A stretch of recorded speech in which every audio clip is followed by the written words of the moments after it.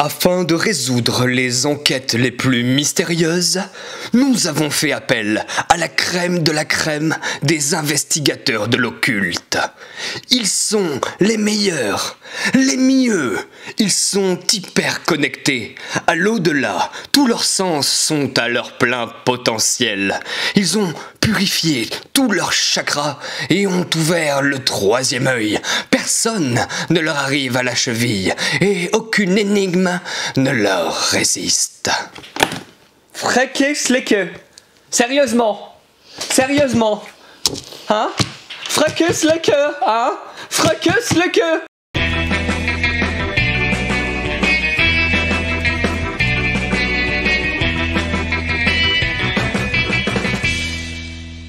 Salut à tous et bienvenue dans cette vidéo du vendredi, ce petit format dans lequel on vous parle des actualités jeux de la semaine. Salut Alex. Salut. Alex, il y a le nez qui coule, qui est un petit peu enrhumé, qui est en mode survie. On donne toute l'énergie, on est avec toi Alex. Merci. Dans cette vidéo, on va vous faire gagner une boîte de Spirit, jeu qui sort cette semaine et dont Alice va vous parler dans quelques instants. Donc restez attentifs pour peut-être remporter cette boîte pour pouvoir y jouer chez vous. Également, cette semaine, on a fini de tourner les vidéos coup de cœur de l'année, donc les coups de cœur de l'équipe Jeu des cartes Bordeaux. Alex est en train de monter tout ça. Oui. Il y a pas mal de boulot. Ça va, ouais. Là, la vidéo suis sur la fin, là, quand même. Ok, bon courage à toi en tout cas. Et puis on va attaquer cette vidéo. On va partir par là-bas, je pense, avec Ready Set Bet, un jeu de John D. Clair. C'est Yellow qui nous propose ceci dans sa version française, un jeu d'ambiance effrénée pour 2 à 9 personnes. Et là, je vais aller chercher mon téléphone, hop là, comme ceci, tout en vous parlant, parce qu'il y a une petite appli et c'est très sympa. Donc 2 à 9 personnes. À partir de 10 ans, pour des parties de plus ou moins 45 minutes, 1 heure, nous disent-ils. Je prends mon téléphone, pourquoi? Parce qu'il y a une petite appli qu'on a découvert tout à l'heure et qui est fort sympathique et elle va me faire une petite ambiance musicale qui va nous accompagner durant cette explication. Ambiance musicale sur laquelle on s'est complètement enjaillé tout à l'heure parce qu'elle est très cool. Vous avez compris la thématique en voyant la couverture. Je n'ai pas besoin d'en dire plus. Nous allons dépenser du pognon virtuel, puisque c'est un jeu, pour faire des paris sur des courses de chevaux. Point. Rien de plus. Et c'est amplement suffisant. J'aime bien cette petite musique. Un dos de boîte qui fait plaisir, qui est très bien fait. On va avoir donc un grand plateau avec tout un tas d'emplacements pour miser. Ça peut paraître un petit peu cryptique comme ceci, mais croyez-moi, c'est très simple d'utilisation. Vous avez par exemple ici dans cette colonne, eh bien, miser sur le trio. En fait, ce sont les 3 chevaux qui vont être en tête, qui vont gagner la course. Le couplet, c'est les 2 premiers. Le gagnant, c'est le cheval qui franchit en premier la ligne d'arrivée. Et on va poser des petits jetons de valeur sur ces emplacements. Si je mets par exemple un 3, moi joueur rose ici, eh bien, c'est que cette mise, eh bien, je mets 3 et donc derrière il va y avoir un multiplicateur. Donc voilà, ce sont des histoires de multiplicateurs et si vous gagnez, si vous remportez le pari évidemment, et vous allez multiplier vos gains, sinon c'est perdu, hein, c'est le principe un petit peu des paris. Mon appli et mon téléphone s'arrêtent, c'est dommage, on n'a plus la petite musique sympa. C'est pas grave, je voulais vous la remontrer. Et on va parier en live en fait. C'est un jeu dans lequel on joue pas chacun son tour, il n'y a pas de temps mort, c'est complètement effréné puisqu'il va y avoir plusieurs manières de jouer. La manière la plus basique de jouer, c'est un joueur qui va faire un petit peu le speaker, quelqu'un qui aime bien mettre l'ambiance, quelqu'un qui aime bien chauffer ses potes, sa bande de joueurs, ou en famille, hein, ça s'y prêtera très très bien. Cette personne va jeter les dés. Les dés vont faire avancer les chevaux sur ce petit plateau comme ceci, et en fait les chevaux ils sont associés à des valeurs de dés. Donc vous allez avoir au milieu le cheval noir qui est associé à la valeur 7 puisque ce sont donc des paires de dés et que la plupart du temps quand on jette les dés ça fait 7, c'est une question de statistique. Et bien donc ce cheval va avancer plus vite. À côté il va y avoir les chevaux rouges qui avancent un petit peu moins vite, puis les oranges, puis les bleus qui sont à la traîne. Mais les statistiques, ce ne sont que des statistiques et des fois vous allez avoir de sacrées surprises, même si vous pouvez bien sûr penser que ça vaut le coup de parier sur le cheval noir à chaque fois. Croyez-moi que ce cheval noir va vous faire mentir, va vous faire vous tromper de temps en temps. Donc ça c'est le mode de jeu de base. Le joueur qui fait le speaker va pouvoir parier aussi éventuellement, même si c'est pas facile de jeter les dés, faire l'animation, parce qu'il faut faire l'animation, c'est très important dans ce jeu, et faire nos paris en même temps. Et si jamais vous trouvez que c'est un petit peu compliqué, c'est là où l'appli entre en jeu, hop là, comme ceci, on télécharge l'appli, elle est gratuite, on a une petite musique fort sympathique, on appuie sur course aléatoire, hop là, comme ceci. Bonjour à toutes et à tous, et bienvenue dans Et c'est parti. C'est une belle journée qui s'annonce, avec au programme une série de courses des plus passionnantes. Ici ça jette les dés. Cliquez sur play pour lancer la course numéro 1. On appuie sur play, et c'est parti. Et là, vous jouez, et là vous lancez vos paris, et c'est parti. 8, Ah, je mets tout sur le 7 moi. Oh là là, alors là, le 8 a été activé 2 fois, donc au lieu d'avancer d'une case, il avance de 2 cases. C'est l'une des règles du jeu. C'est justement avec ce genre de petites règles qui apportent un petit peu chaos bienvenu, qui peut se passer des cas de figure comme ceci avec le 8 qui, contre toute attente, fait un super départ. Et donc là, tout le monde va vouloir miser sur le 8, le 8, le 8. Le truc, c'est que les emplacements de mise, eh ben, ils sont limités. Sur chaque emplacement, une seule personne peut se mettre. Donc là, vous pouvez vous dire, ok, j'attends de voir un peu comment ça se positionne. Vous dites, ok, le 8, c'est parti, je mets tout dessus, tant pis. Ou un petit peu des deux. Bref, c'est vous qui allez voir. On va jouer plusieurs courses, il va y avoir plusieurs phases de mise et il va y avoir des paris aléatoires qui vont être disponibles ou qui vont même apparaître petit à petit. Donc ici, on a des paris aléatoires qui sont tirés à chaque début de manche. Ce sont des paris un petit peu inattendus. Par exemple, à la fin de la course, eh bien, je parie que le 2-3, donc c'est le cheval bleu qui est associé à la valeur 2-3, sera devant le orange de valeur, je vois pas, c'est écrit tout petit. Ouais, vous avez compris, c'est improbable statistiquement, mais pourquoi pas. Et il y a même des cartes encore plus improbables statistiquement, et à chaque course, on va en tirer une de plus, ce qui fait qu'à la fin, eh bien, on aura le choix entre tout un tas de trucs un peu improbables, mais qui peuvent arriver et qui vont faire gagner le gros lot. Cette semaine, on a également reçu Challengers Beach Cup, un jeu de Johannes Krenner et Markus Slavicek. Ah, c'est donc le petit frère de Challengers. Il n'y a pas marqué Challengers 2 sur la boîte, mais tout le monde a bien compris que c'était Challengers 2. Donc Challengers Beach Cup, qu'est-ce que c'est que ça? Et bien si vous ne connaissez pas Challengers, je vais pouvoir vous le résumer très facilement. C'est un jeu pour jouer en tournoi, mais c'est un jeu de duel. Ça signifie que vous allez jouer contre une autre personne, tandis que les autres joueurs vont également faire des duels, des 1 contre 1. Et vous allez faire un capture de flag. C'est un grand classique des jeux vidéo dans lequel il faut capturer un drapeau et le conserver. Dans les jeux vidéo, c'est souvent des jeux de stratégie, de prise de contrôle de terrain, de territoire, etc. Là, que nenni, pas du tout. On est face à face, et sur une petite table comme ceci, sur un petit tapis. On va faire une sorte de bataille à l'aveugle. On a chacun notre paquet de cartes. On va dégainer des cartes de personnages de différentes valeurs, et quand vous avez une valeur supérieure à l'adversaire, vous allez pouvoir récupérer le drapeau, essayer de le garder, et on va un petit peu se bagarrer le drapeau comme ceci jusqu'à condition de fin de partie. La personne qui a le drapeau gagne l'affrontement. Les premiers affrontements vous font gagner pas trop de points, et puis les autres affrontements vont vous faire gagner de plus en plus de points. Du coup, bataille à l'aveugle. Alors on se dit, c'est pas hyper intéressant, bataille à l'aveugle quand même, stratégiquement parlant. Oui, mais entre chaque combat, vous allez avoir accès à un marché et vous allez pouvoir acheter des personnages, et ces personnages, ils vont plus ou moins bien synergiser les uns avec les autres. Vous allez essayer de trouver les petits combos qui vont bien. Vous allez observer que machin à l'autre table, il a utilisé telle stratégie, et que si vous avez tel et tel personnage qui tombe, ça va bloquer sa stratégie, et donc vous allez espérer que ça arrive. Voilà en gros pour Challengers. Challengers Beach Cup, c'est la même chose, avec de nouvelles cartes, avec de nouveaux personnages, de nouveaux combos, de nouvelles synergies, mais il y a une petite extension, il y a un petit plus quand même vis-à-vis de la première boîte, c'est que vous allez avoir des cartes de, j'allais chercher le nom leader, j'allais dire leader, pardon, c'est entraîneur. Vous avez donc des cartes d'entraîneurs. Les entraîneurs, ils vont vous donner un petit pouvoir. Donc vous recevez votre carte d'entraîneur en début de partie, et ça va vous donner un petit pouvoir que vous allez pouvoir utiliser à un moment opportun. C'est bien, ça donne un petit peu de contrôle sur un jeu qui en a très peu durant les affrontements. On se contente de retourner des cartes et de voir ce qui se passe, et là ça va vous donner un petit peu de contrôle qui est bienvenu. Le jeu est entièrement compatible avec Challengers, premier du nom. Et donc vous allez pouvoir faire des... On peut jouer à 16. On peut jouer à 16, c'est ce que j'allais dire. Vous allez pouvoir faire des tournois beaucoup trop nombreux. Mais pour le coup, quel jeu vous offre des tournois à 16? Franchement. Bonjour, on est 15, on aimerait bien jouer à un jeu de société. C'est parti. C'est bon, Challengers Beach Cup. C'est très très fort pour ça, Challengers. Alors, on est entre le jeu bébête et régressif, et en même temps le jeu de combo de cartes qui plaira aux joueurs un peu plus aguerris. Ça permet de jouer à super nombreux, même si très honnêtement j'accroche très peu avec l'ADA et que la proposition de base me faisait un peu peur, mais il faut reconnaître qu'il a quand même des qualités qui font que aujourd'hui c'est un jeu qui est reconnu en fait, c'est sorti il y a quoi, il y a un an. Mais il a le Kennerspiel, il a le Kennerspiel, Asdor, bref, et c'est un jeu qui a été reconnu par les joueurs, la communauté des joueurs. En parlant de jeux reconnus par la communauté des joueurs, Terraforming Mars, le jeu 2D. Donc Terraforming Mars, c'est un petit peu le jeu expert qui met tout le monde d'accord. Je ne te crois pas, Alex, je ne te crois pas du tout quand tu dis ça. Terraforming Mars, hop là, ici, qui est coup de cœur de Fanny à la boutique à l'année, puisque Fanny adore Terraforming Mars et c'est pas la seule. Franchement, moi, les gros jeux experts qui durent 3 à 4 heures, j'ai rien contre, mais ça peut me refroidir si c'est pas très très bien fait. Laissez-moi vous dire que Terraforming Mars est très très bien fait, mais si vous y avez joué, vous le savez. Il y a eu donc Terraforming Mars Expedition Ares qui est déjà sorti uniquement avec des cartes, et donc désormais Terraforming Mars, le jeu 2D qui vient dans une boîte avec une extension déjà proposée à l'intérieur. C'est bienvenu quand même, surtout pour le prix, il y a une quantité de matos qui est assez honorable.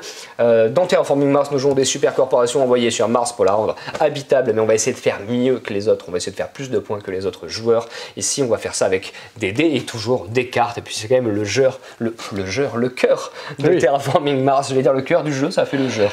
Le cœur de Terraforming Mars, ce sont ces cartes d'action, d'objectifs, etc. Mais enfin, surtout des cartes d'action qui vont vous permettre de faire tout un tas de choses, puisque chaque carte est unique, va avoir un coût différent, va vous apporter des choses différentes, des réductions pour d'autres cartes, des actions que vous allez pouvoir déclencher à certains moments bien précis, des nouvelles manières de gagner des points, des fois juste des points bruts, bref, il y a plein de choses.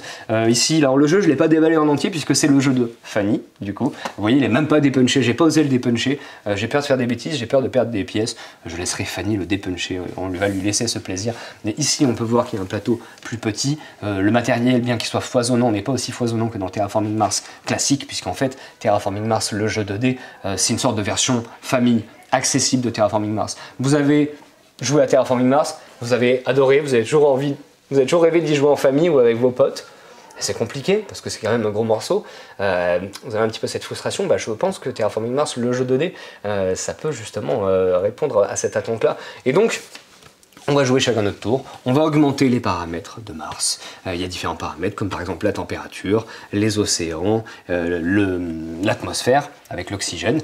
On va jouer chacun notre tour et à notre tour, c'est assez simple. On va faire une action de soutien et ensuite une action principale. Puis ensuite, c'est le joueur suivant. C'est des tours assez courts. Si vous jouez avec des joueurs qui savent ce qu'ils veulent, qui savent ce qu'ils font, ça peut être des tours de moins de 30 secondes. Ça, c'est très appréciable. Et donc, en gros, action de soutien. Alors, par exemple, je peux récupérer un nouveau dé. Je peux dépenser une ressource pour mettre un dé sur la face de mon choix. Je peux dépenser une ressource pour aller récupérer des cartes. Alors, ces dés, je vous en parle, mais que sont-ils? Eh bien, vous allez recevoir votre corpo en début de partie. Donc, vous avez un petit départ asymétrique. Vous avez un petit bonus. Vous avez vos dés de départ. Donc, par exemple, ici, 2 dés jaunes. En fait, vous allez les jeter en début de tour. Et puis voilà, ça, c'est vos ressources. C'est jeté, c'est fait. Et c'est avec ça que je vais faire mes petites actions. Et ensuite, vous allez passer aux actions principales. Alors là, vous pouvez choisir comme action principale simplement de jouer une carte, ou de refaire une action de soutien, ou de dépenser des dés rouges pour faire augmenter la température. Ou alors des dés rouges, c'est plutôt ces ressources-là, précisément, plutôt que juste des dés rouges, ces ressources pour faire poser des océans, ces ressources pour les forêts, comme toujours. Hein. Si vous êtes des aficionados de Terraforming Mars, vous allez vous y retrouver. Les phases cités pour faire des cités, et les phases thunes, non pas pour faire des thunes, mais pour faire des points de victoire brute. L'intérêt du jeu n'est pas de dépenser ces ressources brutes pour poser des trucs sur le plateau, alors bien sûr que si, vous allez y être mené, mais l'intérêt du jeu est plutôt d'essayer de construire comme ça son moteur de ressources devant soi, qui va me permettre en début de manche d'aller récupérer de plus en plus de dés, de mettre ces dés sur les phases qui nous intéressent, de transformer des dés en d'autres dés, de transformer des dés en des ressources bien précises, bref, vous allez créer votre moteur de ressources. Si vous ne le faites pas, si vous vous contentez de faire les actions de base, vous allez complètement vous faire doubler par les autres joueurs, parce qu'en fait, c'est ça Terraforming Mars, c'est une course. Hop, est-ce que j'ai encore un jeu? Je crois que j'ai un dernier truc dans la liste et je m'en rappelle pas, Alex. Ah, alors attends, on a fait Terraforming Mars, on a fait... Non, Challengers, et puis après... c'est parfait. Je crois que tu en as un autre, mais ce sera un peu plus tard. Alors ça veut dire que c'est à toi.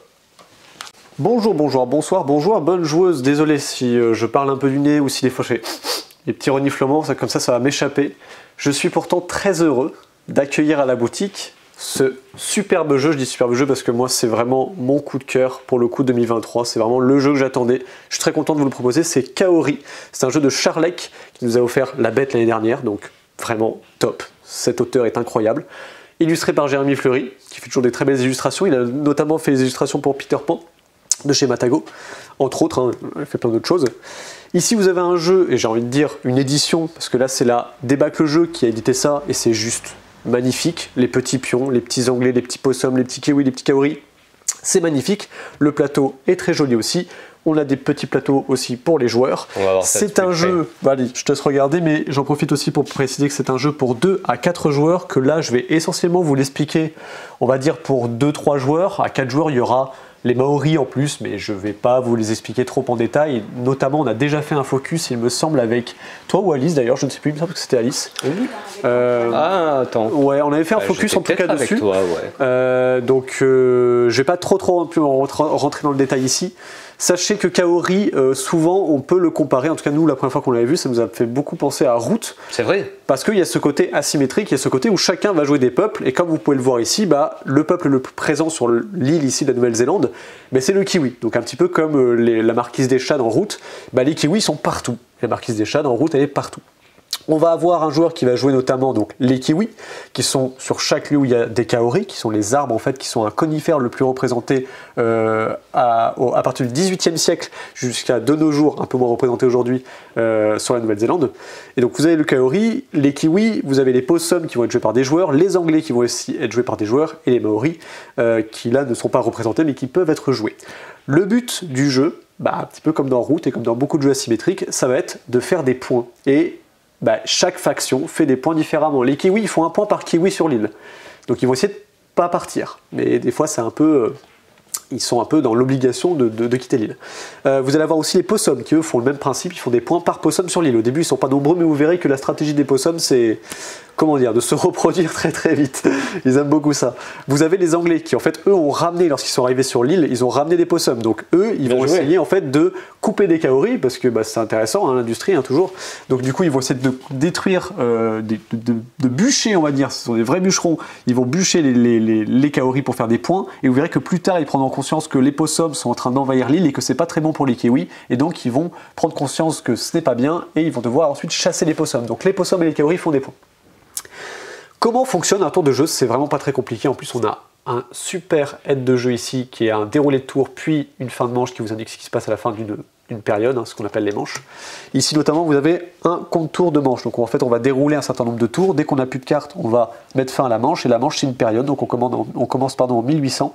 On arrive ensuite en 1850 et on finit la partie après 5 manches, 5 périodes, en arrivant dans les années 2000. On commence ici, ça c'est la conscience de l'anglais, je vous l'expliquerai plus tard. Et donc chaque joueur va avoir un paquet de cartes qui lui est propre. Donc là je vous ai fait l'installation avec les kiwis. J'ai mon petit paquet de cartes parce que je suis kiwi. Je commence la partie toujours avec 3 cartes. Et vous allez voir que sur les cartes, en fait, vous avez différentes actions. Les actions globalement ici, ça va être essentiellement du déplacement, ça va être aussi tout simplement de pouvoir effectivement se déplacer de un ou plusieurs emplacements, mais pour les Anglais, ils pourront construire des routes, pour les possums, ils vont se déplacer et surtout ils vont essayer de s'accoupler, c'est plus important pour eux, pour se reproduire très rapidement. Mais ce qui est intéressant, c'est que simultanément, lors d'un tour, les joueurs choisissent 2 cartes. Une carte pour l'initiative, il vaut mieux qu'elle soit basse si vous voulez commencer votre tour, du moins à jouer en premier, et une autre carte pour l'action que vous faites. Donc là je fais un séisme, ça va déplacer notamment tous les personnages qui sont indiqués ici. Et comme je joue avec la carte numéro 1, je place mes 2 cartes comme ceci, je dis voilà j'ai joué ça. Simultanément tous les joueurs révèlent leurs cartes et on regarde le chiffre le plus bas, en commençant par lui puis par les chiffres ensuite les plus hauts, on réalise les actions. Je ne vais pas évidemment rentrer dans le détail de toutes les actions, parce que chaque faction est complètement différente, donc en fait les actions vont beaucoup changer, et notamment je m'attarde un peu sur l'anglais qui lui au début a beaucoup d'actions de bûcheron, donc il va surtout enlever beaucoup de kaori, et après au fur et à mesure la conscience va changer et il va se mettre à chasser du possum. Ce qui est intéressant, c'est qu'à la fin d'une période, donc quand en fait on aura joué quasiment toutes nos cartes, dès que le paquet est vide et qu'on doit le remélanger, c'est une fin de période, et à ce moment-là en fait on va regarder où est-ce qu'il n'y a plus de kaori. Donc hop, je vire ces kaori là par exemple, et là malheureusement il n'y a pas de kaori, le kiwi disparaît également. Et donc en fait en créant une déforestation comme ça, le kiwi disparaît. Au début c'est intéressant de le faire, pourquoi? Parce que je rappelle que le kiwi lui il fait des points par kiwi présent. En sachant que le kiwi, comme beaucoup d'autres factions, vont avoir des capacités spéciales, et notamment le kiwi aura une manière de se protéger grâce à des cartes notamment, mais aussi à ses capacités spéciales. Il va faire appel aux forces de la nature, il va pouvoir créer des tsunamis pour virer les possums. Il fait des génocides, oui. Ah oui, le kiwi il n'est pas là pour rigoler. Hein. Il va faire appel à la nature notamment grâce au volcan qui pourra aussi brûler un petit peu de possum. Et notamment, tous les autres joueurs vont essayer, avec leurs capacités, avec leur manière de scorer, essayer comme ça de sortir un peu du lot et essayer de faire le plus de points de victoire à la fin des 5 périodes de jeu.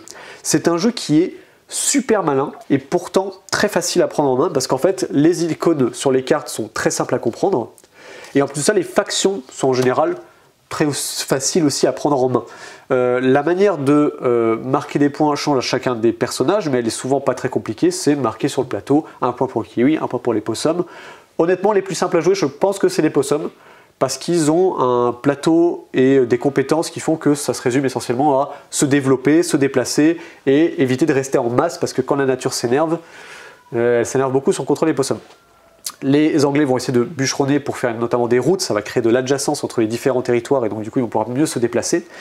Et lorsque la conscience change, ils vont chasser du possum. Enfin, les Maoris, eux, vont essayer de construire des temples. Et pour ça, en fait, eux, ils s'équilibrent assez bien parce qu'ils ont besoin d'aller sur des endroits où il y a des kaoris. Mais il ne faut pas qu'il y ait de kiwis. Donc, ils ont des contraintes un peu particulières. Ils peuvent aussi créer un lien avec les Anglais pour pouvoir construire dans des villes, ce qu'ils n'ont pas le droit de faire habituellement.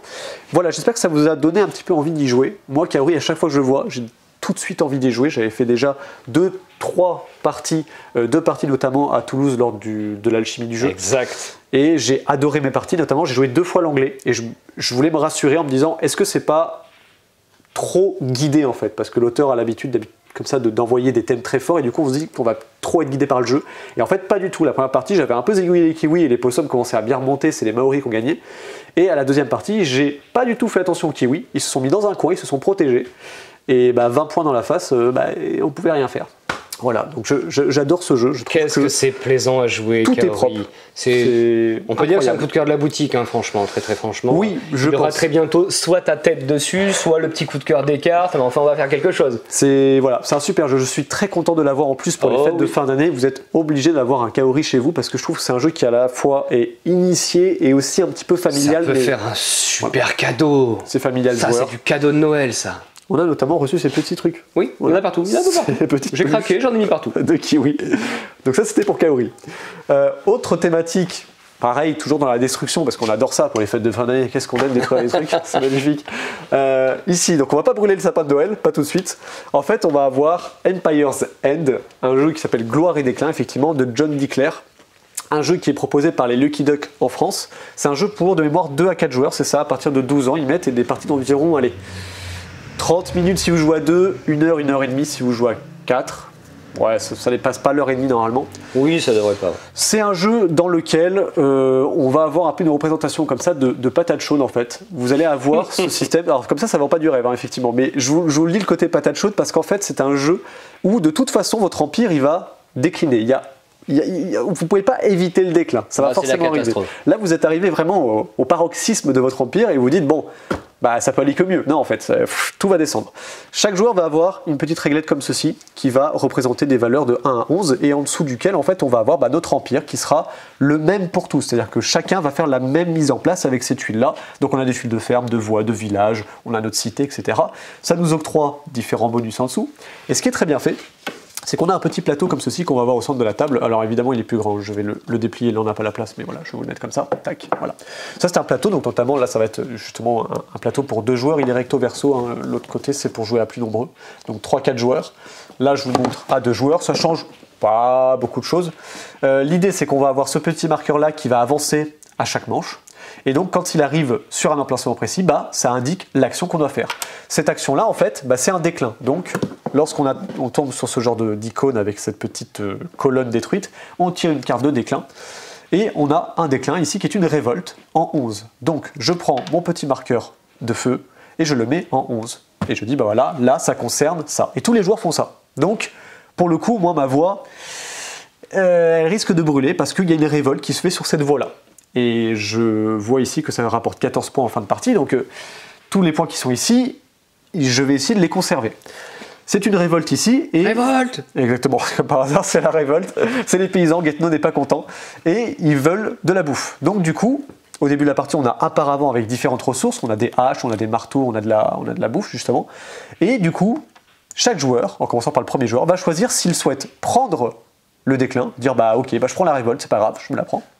Je vous expliquerai après ce qu'il en vient. Soit du coup, je dis non, je la veux pas cette révolte. Dans ce cas-là, je prends 1 de nourriture, je la pose sur la carte. Hop. L'autre joueur peut faire la même chose, dire non, moi j'en veux pas de ta révolte, en plus en 11, non, ça ne va pas du tout, ma voix va être détruite, je veux pas perdre 14 points, donc je paye 1. Le joueur d'après, etc. Et on tourne, etc., etc. Au bout d'un moment, vous n'avez soit plus de nourriture, soit vous dites là ça commence à devenir intéressant. Pourquoi je dis ça? Parce que l'autre action, comme je le disais au début, c'était plutôt que de payer, de dire ok, je prends la révolte, c'est pas grave, c'est moi qui encaisse. Donc je prends la révolte. Ce qui va se passer, c'est que malheureusement, cette tuile-là, vous la retournez. Elle ne peut plus, elle n'existe plus puisqu'il y a une révolte dessus, elle est détruite. Fini. Et par contre, tout ce qui a été payé, tout ce qu'on ne voulait pas, je parlais tout à l'heure de la patate chaude, tout ce qu'on ne voulait pas ici, en fait je le récupère, je le mets derrière mon paravent. C'est des ressources que j'ai gagnées grâce au refus des autres joueurs. Ça, je le récupère et je pourrais immédiatement le construire. Ça, c'est pour le militaire. Vous verrez, ça a des cartes qui ont une importance plus tard. Je pourrais très bien la mettre sous cette carte-là, par exemple, si je le souhaite. Hop, je mets une carte ici. T'as tout cassé. Oui, mais ça, c'est normal. Hop, voilà. Donc, je mets cette carte-là en dessous et maintenant, j'ai 3 épées pour ici. Ça, c'est quand vous avez des déclins. Vous avez éventuellement des phases d'économie. Donc là, toutes vos cartes, et c'est bien rappelé avec l'icône, hein, toutes les cartes vertes vont s'activer. Et les cartes vertes permettent notamment de regagner des ressources de marteau ou de hache. Quand vous allez avancer, vous aurez justement le moyen d'utiliser vos marteaux pour construire. On va pouvoir construire des cartes qu'on aura en main, qui sont des cartes de déclin. Et comme quand j'ai récupéré la carte, je vais pouvoir faire jusqu'à 2 constructions. Donc je vais avoir par exemple la possibilité de construire ces cartes-là. Donc ça, par exemple, je vais le construire hop, ici. Et ça, je vais le construire, qu'importe, une ferme, on va mettre ça ici. Voilà. À partir du moment où vous construisez des améliorations comme ceci, et bien, tant que je remplis les conditions, par exemple là en phase d'économie, c'est bien rappelé, pour chaque ferme qui est adjacent à cette caserne, et ben, du coup je gagne 1 de blé. Pas mal. Bien, j'ai une ferme ici, bon là j'ai une cité mais c'est pas très grave, je vais du coup gagner 1 de blé lors de la phase d'économie. Lors de la phase de conflit, alors lors de la phase de conflit, ce qui va se passer c'est qu'on va tirer ce genre de cartes. Ces cartes-là, je te la mets là, hop. Ces cartes-là, qu'est-ce que vous allez avoir dessus? En fait, vous avez déjà une valeur de victoire à atteindre. Donc, il faut avoir au moins 8 petites épées comme ça pour atteindre les 9 points. Et si vous êtes le ou les joueurs ayant le plus haut score, vous gagnez également 3 points. A l'inverse, si jamais vous n'avez pas suffisamment, c'est-à-dire là, si j'ai que 2 ou moins, et ben malheureusement, je perds des points de victoire et je subis ce qu'ils appellent l'insurrection. C'est un effet qui va chambouler votre cité, qui va déplacer des tuiles. Alors parfois, c'est intéressant, mais parfois, ça va vous handicaper, et surtout, ce qui vous handicape, c'est que vous ne gagnez pas de points de victoire. J'ai fait clairement et très rapidement le résumé du jeu, et ce qui est très cool dans ce jeu, c'est que du coup, votre suivi de phase ici, bah, il se fait très rapidement, et les phases sont très bien réparties, de façon avec votre jeu, il se rythme. C'est-à-dire, ah, il y a un fléau, ah non, bon, allez, vas-y, moi je paye, hop, on fait notre petite, Il se passe plein de trucs. notre petite histoire, puis après, allez, vas-y, je prends, mais oui, t'as bien fait de le prendre, allez, hop, crame ta baraque, c'est pas grave. Tu récupères tes ressources, et puis on est content, moi je suis tranquille, il n'y a pas de fléau chez moi. Donc là, tout le monde fait ça, et ensuite, hop, on a une phase de construction. Ah, j'avais pas anticipé la construction, j'ai payé tous mes marteaux, ben oui, c'est pour ça que je l'ai pris, eh oui, t'as pas anticipé. Ensuite, on arrive à un autre fléau, mais c'est pas vrai, ça s'arrête jamais, et boum, après il y a du combat, on se dit, mais c'est pas possible, en fait, je vais jamais survivre, et en fait, c'est ça, le but du jeu, c'est de survivre à toutes les catastrophes qui vont vous tomber dessus. Et vous verrez que parfois c'est intéressant de construire, notamment on le voit ici, hein, de construire autour de tuiles qui ont été retournées par justement ce côté de déclin. Vous voyez qu'ici je gagne 2 points de victoire par tuile qui va être justement en feu, mais adjacente à celle-ci. Ok. Alors évidemment à la fin de la partie, je marque les points de victoire des tuiles qui sont face visible. Toutes celles qui sont face cachée malheureusement ne me font pas de points. Et pire que ça, si j'ai une tuile qui est face cachée, non seulement ne me fait pas de points, mais toutes les améliorations que j'aurai en dessous ne sont pas scorées. Vous verrez qu'il y a des améliorations qui servent en fin de partie. Et c'est là tous les dilemmes. C'est quand vous voyez un fléau qui tombe et qui vous dit « Ah, ça concerne la tuile numéro 9 ». Et là vous voyez votre... Vous dites « Ah, punaise, mais non, pourquoi ça tombe en 9 ? Ah, j'aurais dû du coup inverser quand j'avais fait ça. » Voilà, donc il y aura ce système où on va toujours se dire « Là, je ne peux pas prendre le déclin. Là, je vais le prendre parce que au pire, ça ne va pas me faire trop de mal en ressources. Au pire, je ne perds pas trop de points. » Et il y a des moments où il faut savoir perdre pour pouvoir remonter la pente. Voilà pour la présentation de Empire's End. On va continuer quand même, parce que j'ai envie. On va continuer dans le jeu solo. Oh, il y a un petit kiwi là aussi, il est caché. On va continuer, mais ici dans le côté jeu solo. Donc on avait eu dans cette gamme-là le One Card Dungeon chez Matago. Et toujours dans cette gamme de pixels, là maintenant on reçoit le Twin Stars. Twin Stars de chez Matago, qui est aussi du coup un jeu solo pour des parties d'environ 20 minutes. C'est tout le principe de cette gamme-là, c'est que vous la transportez où vous voulez, sur des petits jeux rapides, simples, assez efficaces. Vous allez avoir ici un jeu dans lequel il va falloir réaliser des missions. Les missions sont composées de différentes... on va dire différentes étapes ici, vous ne les faites pas spécialement dans l'ordre, mais en fait vous aurez besoin d'icônes précises, qu'on peut appeler en fait ici des combos. Vous aurez besoin de réaliser des combos précis avec vos 2 personnages, notamment grâce à des dés. Donc en fait vous allez à chaque tour, donc, lors de la mise en place, vous choisissez une mission, il y en a plusieurs à l'intérieur, donc ça ajoute de la rejouabilité. Vous aurez autour de cette mission différents jetons, je ne vais pas rentrer dans le détail, mais ce qui est utile notamment c'est l'énergie. Vous allez avoir à réaliser les différentes étapes qui sont indiquées ici, donc en récupérant 2 icônes comme ceci, 2 icônes vertes, 2 icônes de danger, etc. Une petite croix comme ça. Donc votre équipage est composé de 2 personnages, et chaque personnage va avoir ici des valeurs allant de 1 à 6 en fait, et qui donnent à chaque fois des bonus. Vous lancez 2 dés, vous allez les placer sur les valeurs qui correspondent, et vous appliquez les effets s'il y en a. Si jamais vous placez vos dés et que du coup vous arrivez sur un effet où il ne se passe rien, mais vous avez un bonus. L'idée, c'est d'avoir les deux bonus. Vous allez pouvoir modifier ces dés-là avec de l'énergie, et notamment ce qui est intéressant, c'est que quand vous allez placer un dé, vous aurez des fois des effets qui vont vous faire perdre des points de vie, notamment, donc vos personnages s'ils sont à 0, bah, malheureusement vous êtes morts. Mais en revanche, vous avez des effets des fois qui vont dire de diminuer la valeur de l'autre dé, et du coup ça va enclencher une autre phase.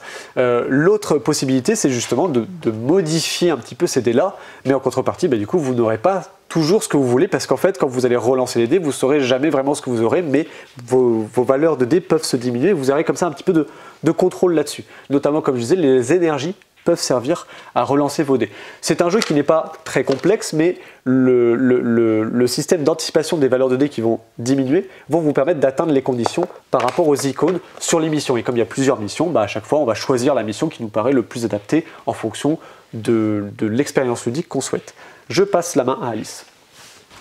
Coucou YouTube, me voici, me revoilou pour vous présenter Top 50 le jeu. Et oui, pour ceux qui ne regardent pas la télé ou même pour les autres qui sont nostalgiques, je vous le rappelle, Top 50 c'était une émission de musique qui passait non-stop à la télé, qui était un parfait fond musical. Donc Top 50 le jeu, c'est un jeu d'ambiance, vous pouvez le deviner, de 4 à 12 joueurs, 20 minutes de jeu, 14 ans et plus parce que c'est un jeu de culture G. Donc bon, en plus avec des musiques d'autres décennies. C'est distribué par Ludistri, c'est de chez Débâcle et c'est parti les amis. Alors déjà c'est drôle parce que je sais pas si vous le voyez, c'est le vinyle, voilà, il est en épaisseur et en fait la boîte juste vous l'ouvrez et c'est bon. Donc du coup, le dos de boîte est extrêmement pas bien fait. Non. Voilà, super. Vous allez vous affronter un peu à la Time's Up, donc en 2 équipes déjà, voilà, vous séparez en 2 équipes. Et à la Time's Up, vous allez vous affronter sur 3 manches différentes qui chacune va avoir un peu ses modalités de devinette. Voilà.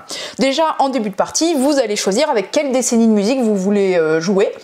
Vous pouvez les mélanger, ou vous prenez toutes les décennies parce que vous êtes des fifous. Ça va des années 80 à 2010, il me semble. Voilà. Ouais, et des années 70 aussi, non? Peut-être. Ah, ce serait pas mal. Je sais pas. Moi j'ai retenu surtout 80, 90 et 2000. Parce que c'est un peu genre, voilà. Et donc du coup, vous séparez les cartes en 3 manches. Première manche, l'équipe va faire deviner en indices en gros. Plus on met longtemps à trouver, on a jusqu'à 3 indices en fait, plus on met longtemps à trouver et moins on a de points. Par exemple, si on vous donne le premier indice, c'est une musique qui a mis moins de 30 minutes à être écrite par un groupe de filles, si tout de suite vous arrivez... Spice Girls. Et c'est quoi la chanson? Je sais pas. C'est Wannabe. Ah d'accord, ah oui, bah pourtant, je crois que je connais que celle-ci donc... Donc en gros, voilà, si vous avez réussi à répondre dès le premier indice, vous avez 3 points. Okay. Si vous n'avez pas réussi, que vous avez besoin d'une deuxième question, donc un deuxième indice, en gros, vous aurez moins de points, etc. Et vous avez jusqu'à 3 chances. Si vous n'y arrivez pas, vous n'y arrivez pas. Et après, ce sera à l'autre équipe. Et on va alterner comme ça jusqu'à la fin du petit paquet de cette manche-là. Ok. Comme la Time's Up. Hein, ouais. Deuxième manche, vous allez soit fredonner, soit mimer. Ok. Voilà, alors quand je vous fais... 1, 2, 3. Voilà. Je connais pas les paroles. Ok, très bien. Pareil, on s'alterne chaque équipe, chacun notre tour. Et le dernier, c'est un peu la battle. Je trouve que c'est la meilleure manche, c'est celle qu'on a faite au festival de Vichy, c'était trop drôle. C'est une battle, donc on a quelqu'un qui va lire un thème, en gros. Okay. Et là, chaque équipe, chacune leur tour doivent répondre. Je sais pas. C'est du ping-pong, quoi. Ouais, c'est du ping-pong. Par exemple, toi, ton équipe, donc tu es tout seul dans ton équipe, je suis toute seule dans mon équipe. Très bien. Question, des noms de chansons où il y a, des chansons où il y a des noms de fruits dedans. Wow, bah attends, mais j'en ai pas là. Ah si, non mais laissez-moi manger ma banane. Philippe Catherine. Très bien. Moi j'ai dit ça, mais j'en ai aucune idée. Bah bien sûr, t'as pas d'idée en plus de fruits. Je suis sûr qu'ils en ont en commentaire. Bah oui, clairement, allez-y. Mais voilà, et en gros, si j'ai pas d'idée dans mon équipe, bah ça revient à l'autre équipe. Et voilà, et à la fin des 3 manches, on compte en gros quelle équipe a gagné le plus de cartes. Ok. Et voilà, jeu d'ambiance, trop fun. Avec en plus plein de décennies musicales. Donc c'était top 50 et on enchaîne sur Spirit. dont les garçons vous ont parlé en début de vidéo pour vous teaser un peu le fait que vous allez pouvoir en gagner une boîte. Alors, je vais vous expliquer un peu le jeu de Spirit et après, à la fin, je vous ferai le petit jeu concours pour gagner la boîte. C'est le nouveau jeu de Holibrius, c'est le studio qui a fait Nouvelle Contrée, qui est un de mes grands coups de cœur de jeu. Ils sont connus pour faire des olnis, c'est-à-dire des ovnis ludiques. Voilà, ça c'était Nouvelle Contrée où on jouait avec des livres, genre des vrais livres de votre bibliothèque. Hop. Et là, ça va être encore une expérience, et encore plus expérience vraiment à vivre que Nouvelle Contrée. Avec une vraie table de Ouija. Avec une vraie table de Ouija. Ah non, c'est pas une vraie table. Non, c'est le dessus de la boîte. Mais c'est très bien fait. Alors, si vous dites il est marqué où le titre, il est là, sur la tranche. Voilà. Donc, vous aurez votre boîte, c'est votre plateau de jeu. On a une personne qui va jouer le fantôme et les autres vont jouer des médiums.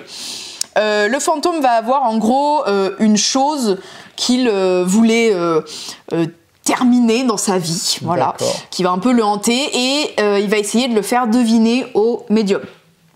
Ça va être une sorte de mélange de Mysterium, Dixit, un peu comme ça. Mais tout va se passer avec la table de Ouija. Donc déjà, le fantôme va tirer aléatoirement justement la première carte des cartes fantômes. Voilà. Okay. Et ça va être celle-là qui va devoir faire deviner au travers de 3 questions, 3 manches. D'accord. Et au bout des 3 manches, avec les indices qu'il aura donnés, normalement les autres médiums devront la retrouver au milieu d'autres cartes comme Dixit qu'on aura mélangées pour brouiller les pistes. Comment ça se passe ? Une fois qu'il a son petit souvenir, il va... Alors c'est ça la grande expérience, c'est qu'il n'y a pas un seul mot qui ne sera prononcé pendant cette partie. Tout se fait en silence. En tout cas, si vous voulez vraiment vivre l'expérience de Spirit. Ok. On va... il va, le fantôme, désigner avec ce petit triangle quel joueur va être le médium qui va lui poser une question. Donc imaginons, ce sera le joueur Kiwi. Voilà. Bien. Joueur Kiwi, c'est toi qui vas poser la question. Le joueur Kiwi va piocher dans le paquet question 2 cartes, va les lire dans sa tête et va en choisir une des 2 qu'il va donner au fantôme. Ok. On va dire, c'était quoi déjà pour un peu les besoins. C'est une dernière danse. J'ai envie de dire à mon fils la fierté qu'il me procure. Wow. Ok. Bon, moi en tant que fantôme, en tant que médium, je sais pas, mais on va dire que je lui pose cette question-là. Hop, je lui passe secrètement. Il la lit. Il se dit, ok, quel passe-temps pratiques-tu ? Très bien. Okay. Il la garde. Chacun, en plus, va se prendre un peu à la Nouvelle Contrée. Il va se prendre des cartes aussi fantômes, mais en fait, il va pas lire le souvenir, on s'en fiche. C'est la contrainte qui est ici. Ok. Là, par exemple, cette contrainte, c'est que dans le mot qui va être épelé, il faudra qu'il y ait une seule fois la lettre L qui soit désignée par le petit triangle. D'accord. Voilà. Donc le joueur qui a la contrainte là, il devra désigner le L. Ouais. Celui qui a cette contrainte là, il faudra qu'il fasse un M et un E dans ce sens-là, quelque part. Sauf que ce petit bidule, c'est ce qui va permettre au fantôme aussi d'aller épeler le mot qui répondra à la question donnée. Et oui, donc ils vont mettre le bazar en fait. Et oui, alors là en plus on ne peut répondre qu'avec un seul mot, On va pas commencer à écrire des lettres avec le Ouija, sinon on n'a pas fini. Donc lui, bon, quel passe-temps pratiques-tu ? Et il voulait aller voir son fils, on va dire... parenting. J'en sais rien, qu'est-ce qui se dit dans sa tête. Et donc tout le monde va poser son doigt sur le petit Ouija. Ok. Et on va se laisser guider plus ou moins par normalement le fantôme, parce que c'est surtout lui qui va vous dicter son mot, mais en même temps, justement, chacun va essayer de faire sa petite condition. Donc des fois, on a le truc de triangle qui part, sachant qu'il y en a un qui doit aller sur cette lettre, mais peut-être, sait-on jamais, quelqu'un a la contrainte qu'il ne faut pas aller sur le L. Alors là, on se retrouve à faire un combat comme ça avec juste le bout du doigt. Et donc, c'est tout un jeu d'expérience où il faut savoir lâcher un peu, donc être plus délicat et un peu impulser le mouvement. Voilà, c'est très délicat et c'est assez intéressant, sachant qu'on ne peut pas parler. C'est essentiellement le fantôme qui dirige, mais les autres joueurs vont, par leurs contraintes, essayer de... ils essayent pas, mais ils sont obligés d'un peu brouiller le message. D'accord. Vous pouvez avoir votre petit paravent et un petit papier et un stylo pour essayer de noter les lettres en fait que vous avez, que vous voyez en fait qui se dessinent. Et justement, ça va vous aider à la fin à peut-être trier les lettres qui n'ont aucun rapport. Vous dites, bon, alors là, si j'enlève le S, ça aurait peut-être plus de sens, ça devait être une contrainte de quelqu'un. Voilà, vous ne dites rien entre vous. Ok, le fantôme a enlevé son doigt, du petit triangle. Fin de manche. On refait une manche. On repioche un nouveau médium, pioche 2 cartes, 2 questions, lui en donne une et on recommence. Et on fait ça 3 fois. Au bout des 3 fois, c'est là où on va rajouter des cartes de petites visions comme ça, là, de fantômes au hasard, en plus de celles de départ du fantôme. On les mélange et on va les afficher autour de la table. Et ce qui est intéressant, c'est que là, pareil, on ne va pas voter secrètement chacun. En fait, pareil, avec ça, sans le fantôme bien évidemment, parce qu'il sait laquelle est la sienne, on va diriger le petit triangle vers la carte qu'on pense être celle du fantôme. Sauf que, je sais pas, on est 4 autour de la table. Oui. On n'a peut-être pas tous les mêmes idées, on n'a pas le droit d'en parler. Donc pareil, ça va se jouer à... Et c'est là, faut peut-être laisser un peu... Et là, des fois, va falloir céder. Voilà. Oui. Antoine, il a cédé parce qu'il sait que de lui entre lui et moi, c'est moi la plus têtue. Donc au bout d'un moment, il a cédé et il a bien fait parce qu'on a gagné. Oui. Voilà. Donc coop, asymétrique, d'interprétation, mais surtout épeler, prendre des notes et être à l'écoute du doigt. Voilà. Maintenant, j'ai besoin de mon assistant. Va chercher, Antoine, tu peux venir refaire le Ouija, s'il te plaît? Parce que maintenant, il faut faire le concours. Alors, comment ça va se passer? Moi, je vais choisir un mot dans ma tête, parce que I am the fantôme. Et Antoine va choisir 2 lettres dans sa tête, pour simplifier un peu les contraintes, qu'il va essayer d'intégrer dans le mot que moi je vais épeler. Ok? Allez. Ok. Ok.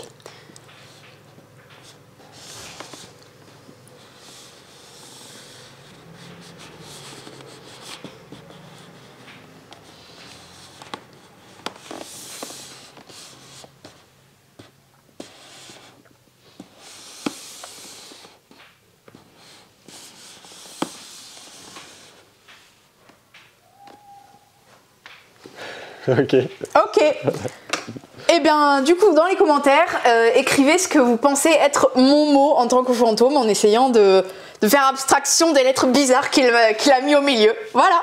Et on fera un tirage au sort parmi les bonnes réponses pour voir qui remportera cette Olni. Voilà, je laisse la suite. Et nous continuons avec un petit peu d'actu JDR, avec du retour du jeu de rôle Alien par Arkane Asylum. Il manquait depuis quelques mois maintenant le kit de démarrage, une grosse bonne initiation qui est franchement très complète, vaut vraiment le coup. Il y a plein de choses, notamment des scénarios, les dés spéciaux, grosse partie des règles, c'est vraiment très agréable à jouer. Et la campagne, le destructeur des mondes. On a également des nouveautés plutôt sympas, plutôt cool, plutôt crispy, avec Route, le jeu de rôle, le livre de base. On devrait recevoir des suppléments prochainement. Donc Route, aventure dans les sous-bois, et bien dans l'univers du jeu de plateau du même nom, jeu de plateau connu et reconnu, dont on est fan nous à la boutique. Oui. Alors, on aime beaucoup son univers, son côté asymétrique, ses petits animaux mignons et espiègles, ils sont pas si mignons que ça quand il s'agit de leur caractère. On va y retrouver toutes les factions jouables des jeux Route, des jeux déjà sortis et des extensions à venir. Quand je dis des jeux, c'est les extensions évidemment. Et on va pouvoir y jouer les vagabonds. Et les vagabonds vont aller faire leur petite vie comme d'habitude dans la forêt, dans le sous-bois, et vont aller accomplir des quêtes à droite, à gauche pour diverses raisons et pour diverses factions. Donc on va retrouver les grandes factions. Il y a un système de faveur, hein. Il y a un système, comment ils appellent ça, d'allégeance, ouais. Voir si telle faction vous aime ou pas. Le système de jeu est très accessible, c'est pensé pour être accessible, pour pouvoir être joué en famille, avec un système inspiré du système Apocalypse, donc un système avec des dés à 6 faces, avec des manœuvres, donc des actions qui sont faisables autant par les personnages joueurs que les personnages non joueurs, les personnages du meneur de jeu, des listes d'actions, ce qui permet de vous y retrouver, d'interpréter facilement telle ou telle action ou des joueurs. Hop, très bonne proposition. On n'a pas eu le temps de le lire, on est juste très content de le recevoir. On avait jeté un coup d'œil à la VO, donc en anglais, mais c'est difficile de s'y plonger entièrement. En tout cas moi avec mon niveau d'anglais, et donc là je vais y jeter un coup d'œil très prochainement, c'est obligé.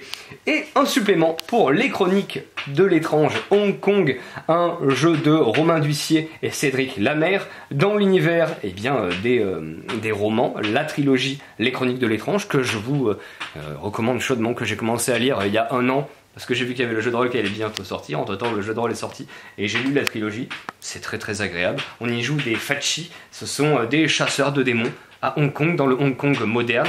C'est le monde tel qu'on le connaît, à part que ce qu'on ne sait pas, nous, pauvres mortels, pauvres ignorants, c'est que les démons, les esprits, les dieux, les dragons et autres existent, sont parmi nous, et ils ne respectent pas toujours les codes des dieux célestes, et quand ces codes ne sont pas respectés, les Fachi, les exorcistes en fait, vont aller combattre les morts vivants, revenants, démons et autres. Ici, dans Trésor Céleste et Terreur Spectrale, édité par Entremonde Éditions, les éditeurs de Night, donc c'est forcément du bon travail.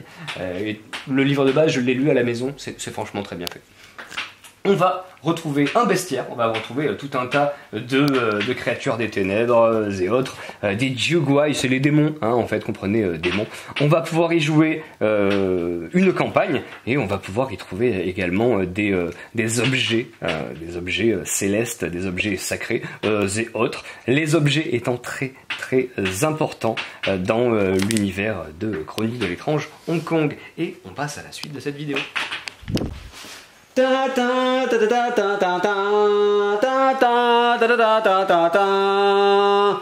Doc! Salut. On se demande pourquoi c'est pas Alex qui le présente tellement il est chaud. Si il y a quelque chose qu'on a bien appris dans notre vie de joueur et de ludicaire, après de nombreuses années à être dans le monde du jeu, c'est à se méfier un petit peu des jeux à licence, parce qu'il y a eu quand même énormément de jeux décevants, et ces dernières années, heureusement, on a un peu changé la donne. Je pense notamment à Harry Potter Bataille à Poudlard, je pense à la série des pandémiques, il y avait eu Warcraft, Cthulhu, Star Wars, plus récemment, et d'ailleurs, tant qu'on y est, toujours Star Wars, le jeu de deck building, c'est quand même super bien. Et dans cette veine-là, on vient de recevoir Retour vers le futur, Back to the Future, le jeu de plateau coopératif, plus ou moins familial à partir de 10 ans, même si vous avez des enfants autour de la table, je dirais à partir de 8 ans, qui sont habitués à faire du jeu de société, franchement, ils peuvent jouer. Ils peuvent vraiment prendre du plaisir à jouer. C'est vraiment hyper bien édité dans un premier temps. Bonne surprise, on n'a pas eu le temps d'y jouer. Je vais même vous dire, j'ai eu le temps de lire les règles un peu en diagonale, mais quand même suffisamment pour pouvoir vous en parler. Mais de ce que j'ai lu, j'ai juste envie d'y jouer. On a été vraiment très très très. Ça c'est la boîte de David déjà. C'est la boîte de David. Bien évidemment. Sa boîte immédiatement. Bon alors évidemment on est fan du film, alors évidemment ça joue. Mais quand bien même, il y a une belle promesse. Alors, c'est un jeu dans lequel on va pouvoir jouer différents personnages. On va pouvoir jouer Marty, évidemment, et je trouve que c'est une très bonne idée d'avoir fait appel à un ou plusieurs illustrateurs, illustratrices, plutôt que mettre par exemple des images de films, ce qui aurait été totalement décevant. Et je trouve qu'ils ont un super look. Il y a Doc Emmett Brown, il y a Einstein le chien qui est jouable, et il y a Jennifer Parker, même si techniquement elle n'est pas censée aller dans le passé avec nous. Pourquoi pas, il fallait bien un personnage jouable. C'est quand même sympa de pouvoir jouer Jennifer. On va retrouver ces personnages sous forme de petites figurines. Donc on va avoir Marty ici, Jennifer, Doc et ici Einstein. Et puis on va trouver d'autres personnages. Notamment on va trouver George ici, le papa de Marty. Futur. Et ici le futur papa. C'est pas gagné. Donc George et Lorraine, qui pour l'instant ne sont pas plus amoureux que ça. Enfin bon, George il aime bien Lorraine, mais sans plus quoi. Puis c'est pas réciproque. Et puis il y a Biff qui va venir se mêler de tout ça, qui va vous casser les pieds d'une force pas possible. J'ai fait tomber tout le jeu. Hop là. Pour gagner, que devons-nous faire? Il faudra mettre la DeLorean en place. Elle va partir de tout là-bas. Et puis elle va progresser de case en case. Vous allez avoir des actions qui permettent de le faire. On pourra l'emmener ici. À partir du moment où elle sera ici, pour la faire progresser, pour la faire continuer et la mettre en place ici, il faudra aller récupérer des objets. Donc pour l'instant elle est garée dans la maison de Doc. Il faudra trouver l'essence, le câble et le crochet qui seront disséminés sur le plateau, et via des défis vous allez pouvoir les récupérer. Si vous les avez, vous allez pouvoir mettre la DeLorean en place. Il va y avoir un marqueur compteur de tours. Donc à partir du moment où on va aller sur un de ces 3 emplacements, c'est bon. Pourquoi ces 3 emplacements? Parce que, admettons, vous êtes ici, il y a des actions de Biff qui font reculer la DeLorean, et là vous êtes en dehors des clous, donc autant la mettre le plus loin possible. Vous avez un suivi de tour qui va dépendre du nombre de joueurs, donc on voit ici 4 et 2 joueurs, de l'autre côté on a 3 joueurs. Ça va rythmer le jeu avec des événements, notamment il va y avoir des mouvements de personnages, il va y avoir par exemple des mouvements de Lorraine, de George, mais aussi de Biff, et surtout à la fin, tout à la fin de la ligne du temps, eh bien, il va y avoir le 12 novembre 1955 à 10h04 du soir, la foudre qui va taper au sommet ici de l'hôtel de ville, et donc c'est à ce moment-là qu'il faudra avoir toutes les conditions nécessaires pour s'en aller. Donc il faudra avoir à plus de 88 miles à l'heure. Nom de Zeus. On peut faire toutes les citations. C'est parti, c'est l'autoroute. Hein. On se retient depuis tout à l'heure.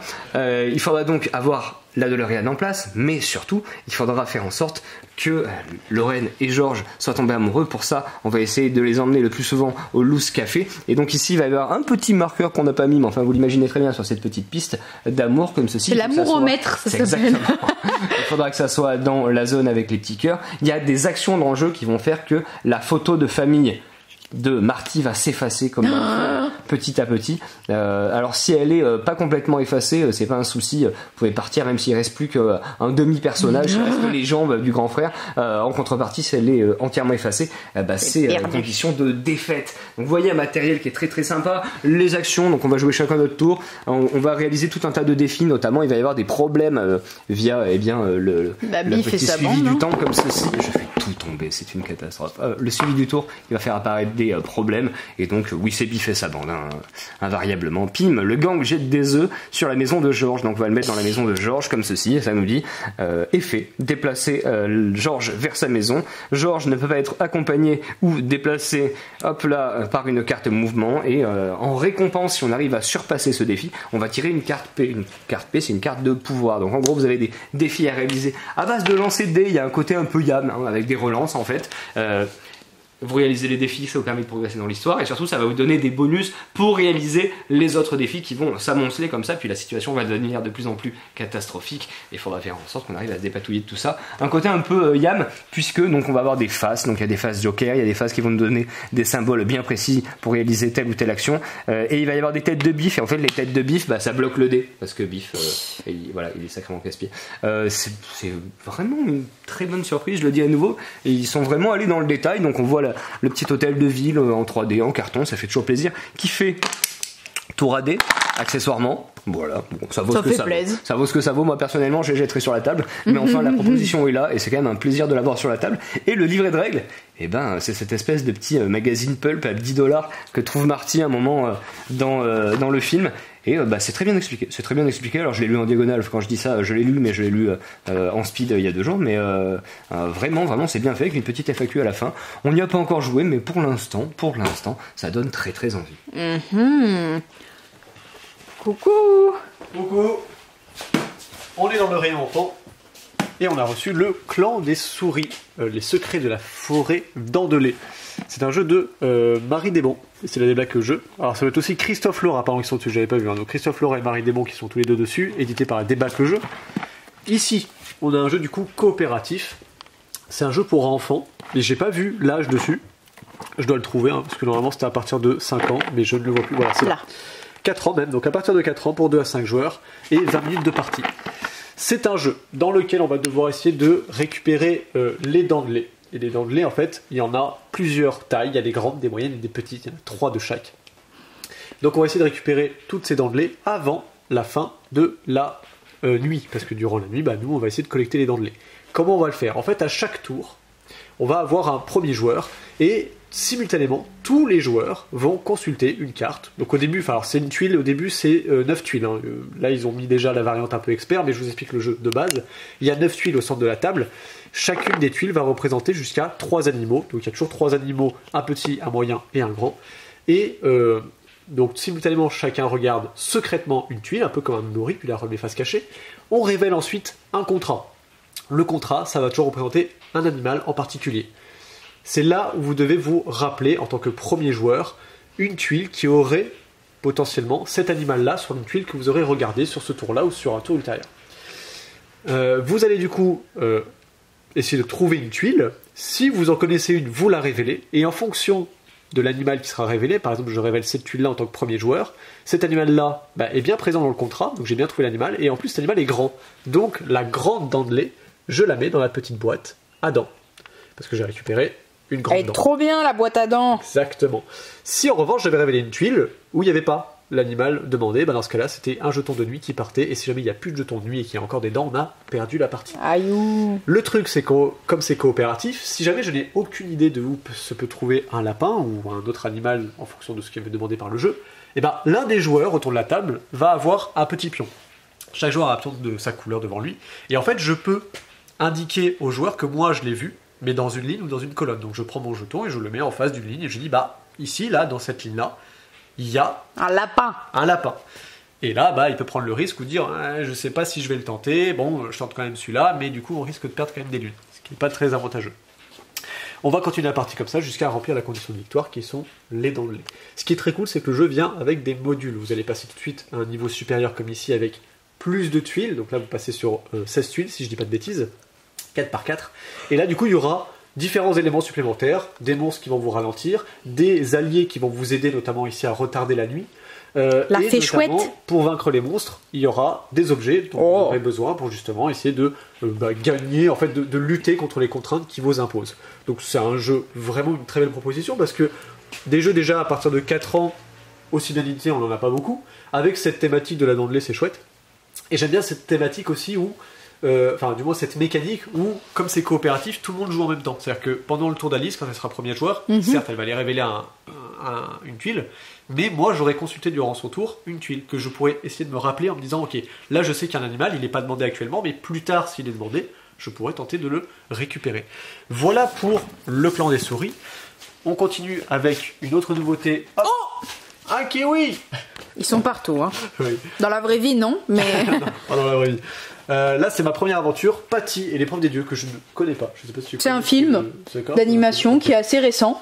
Okay. C'était Patty et la colère de Poséidon, je crois, le film de base. D'accord. Ils ont fait déjà un jeu, mais je sais plus chez qui. Et là, ils font une première aventure. Ma première aventure, si vous ne connaissez pas, ici, tout en haut, vous voyez, on a toute une gamme, cette super gamme de livres-jeux à partir de 3 ans et jusqu'à 7-8 ans, mais même nous, on se cache pas, on aime bien les faire. Oh là là, de chez Gameflow. C'est toujours des thématiques très très cool. Et là, du coup, le dernier qui est sorti, c'est... Il manque en terre ocre. Ah ouais, on a plus en terre ocre. Ouais, faut le recommander. Ouais. Là, on a du coup le dernier du coup de cette gamme-là, ma première aventure.